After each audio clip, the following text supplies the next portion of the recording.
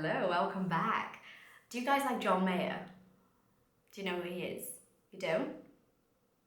Really? That's weird. Anyway, not judging. But John Mayer is a musician, so he is a guitarist and a singer, a songwriter. And I'm a big fan of his. Big fan of his. This is the structure. It's the same thing you say to me, for example, you would say, I'm a big fan of yours. You know, I'm a big fan of theirs. It's a very weird structure, but that's how we say it. I'm a big fan of his. And he's got a new album out. And I came across a song. I didn't know the name of the song. I was just listening to the song. And then I heard the following chorus going like this. Why you no love me. Why you no love me. When I heard it, I thought, no, this can't be true. Hold on a minute, let me just have a little look. Googled it, realized it was actually the name of the song. Why You No Love Me. I disliked the song straight away. I disliked it. I thought to myself, why would you write a song with this title? Why would you say this sentence? It sounds so silly. It sounds so meaningless, like there's no meaning to this. And so I thought, hold on a minute, John Mayer is an artist that I really like and I respect, so there must be something going on that I am missing. Something I am missing is something I cannot see, something I am failing to realize. And so I Googled it, you know, why you no love me, meaning behind this song. Literally, that was my search. And I found an interview on YouTube. Actually, I'm going to tell you the story. I actually found an interview on a blog. But when I read the interview, there was this question, you know, what's the story behind Why You No Love Me? And when I read it, it didn't really make sense. Like the punctuation was off. There was something strange about the punctuation. The sentences, they were put in a very weird way. So I understood what he was trying to say there. But it didn't feel like an interview that someone was giving to a magazine or a blog or something like that. Anyway, I read it, I really enjoyed the answer, and I decided to YouTube this interview. And guess what? I found a video on YouTube where John Mayer is actually talking about the whole work behind Sob Rock, which is the name of the album. Sob is like, you're crying compulsively, you're crying a lot. Sob rock, so it's rock about being heartbroken, I guess. Yeah, I found the whole interview. I'm gonna leave the link for you guys to see in the description box. He's awesome. It's great listening to him. The way he expresses himself, the way he expresses his ideas are really, really interesting. And I realized when I watched it that he was actually saying that answer that I had read on the blog. So somebody got the transcript from the interview on YouTube and just jotted it all down, typed it up on a blog, which is why it doesn't make sense. Why the punctuation is weird and the structures are strange. Because when we're writing, we communicate in one way. When we're speaking, we do something different. When we're speaking, we change our minds. You know, we're going this way with whatever we're saying, and then we realize, actually, that's not what I want to say. I'm just going to go this way now. So it sounds a bit odd sometimes, and that's what natural speaking is.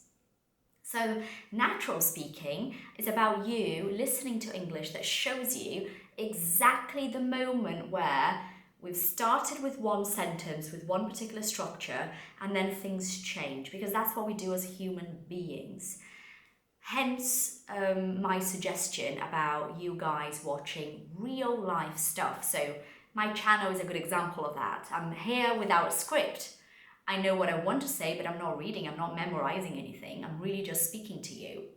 TED Talks can be good, but not great for this particular practice, because a lot of the time people actually memorize everything. They memorize word by word of what they want to say in that particular talk. So depending on the talk, it might sound a bit mechanical. I think you'll be able to tell. Documentaries can be good. When people are being interviewed in a documentary, absolutely. Harry and Meghan, documentary on Netflix, great real listening practice. Sometimes Megan, I think, sounded a little bit scripted. I think she thought about what she wanted to say a little bit too much. But Harry doesn't. You can hear, when you listen to Harry, you'll be able to see that it's really just him talking about his thoughts. So it's so good to see that. That's not even the purpose of this video, but I just thought I would tell you this anyway. So I was so curious about the meaning behind Why You Know Love Me, this title, this particular way of saying a sentence, that I looked into it. I researched, I wanted more details, which is what I feel sometimes lacks with you guys. Sometimes you're lacking curiosity. You're lacking this feeling and maybe action of wanting to know more, of going after that information that is going to give you knowledge that is actually important for your learning. And I'm not talking about grammar rules. I'm not saying you should look into that grammar rule in detail and understand everything. No, I'm saying listening to a song from an artist that you like and going, why is that song called that? Let me look into it in English. Let me find out what's behind that title in English. If you look at John Mayer's answer, I'm not going to spoil because I want you to watch it, but if you look at his answer, he opens up saying, because I thought, my first idea was, did you see what I just did here? Hold on. I said, he opens up saying, that's one sentence. And then I changed what I wanted to say and I go, because I thought, do you see, this is what we do in real life speaking. It's what we do in any language. It's what I do in Portuguese, which is my language. It's what I do in English, which is my second language. You know, it's not like a perfect line of thought. I'll start here. I'm going to say all of this. It's going to be the perfect structure with the perfect choice of words. And I'm going to stop here. And then I'm moving on to my next sentence. No, that's a script. That's not real life. Okay? Anyway, because I thought, when I first listened to the song, I thought maybe John was in love with a non-native speaker. That was it, right? He was in love with someone who did not speak English as a first language. And this person maybe spoke wrong English, like broken English, and it sounded like that. So he's writing to her. He's not mocking. That's not John at all. He's not mocking. He's not like, haha, you speak wrong.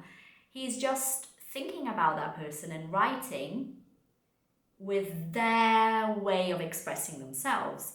But then, right, then I find the interview and the first thing he says about the song is, Why You Know Love Me is not about English as a second language. And I was like, oh my god, okay, is not English as a second language, is language as a second language. Oh my god, genius. Absolutely genius. Can you please go watch that interview? Let's finish watching this video first and then go watch that interview. It's worth listening to him. It's worth listening to people talk in English about things that are so deep and profound and real. I think we're done listening to things that are superficial and lifeless. I think we want to be listening to English that will make us feel super connected to this language and hopefully one day be able to call English something that is completely a part of us, which is what has happened with me and what I hope for you. Anyway, I hope you enjoyed this video. I still don't like Why You Know Love Me. I don't like this song. I just don't like that song, but I respect the song now. You see, you don't have to like it, but maybe it's something worth your respect. All right, see you later. Bye.